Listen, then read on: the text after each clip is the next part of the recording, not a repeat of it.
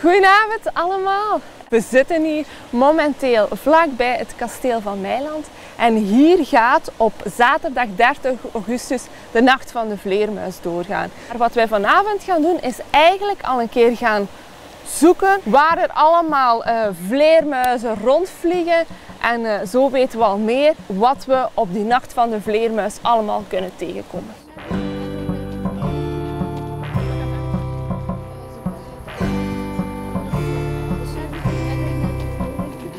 Ja, jullie zien nu dat het al een beetje donkerder begint te worden. Het begint te schemeren.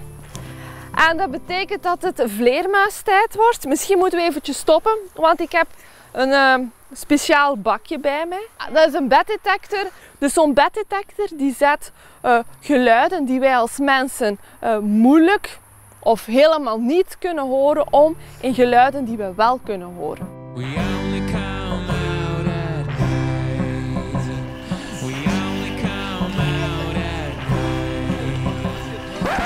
Ja, ze vliegt hier. Ja, dat is die dwergvleermuis die zo groot is als dat luciferdoosje.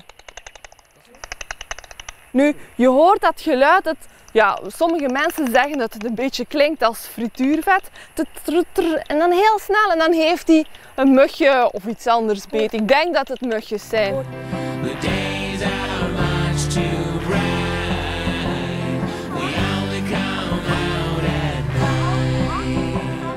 Dus jullie horen hier nu op mijn gsm een rosse vleermuissoort. En ja, jullie horen het.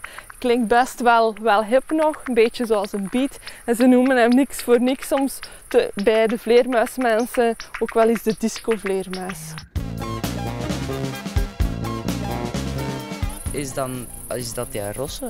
Ja, ik vermoed van wel. En jullie zien ook dat hij een stuk groter is. Dat hij anders vliegt. Maar hier is van alles leuks te beleven. We gaan samen op pad om van alles over vleermuizen te ontdekken, om ze te zien vliegen, om ze te horen vliegen. Je kan hier het voedsel van vleermuizen komen proeven, namelijk insecten. Er zijn allerlei standjes en in afwachting van de wandelingen, want de Nacht van de Vleermuis die start om 7 uur, kan je ook in het Vleermuiscafé in de Blokhut lekker iets drinken. En om 8:30, ja, dan gaan we op stap om de vleermuizen te ontdekken.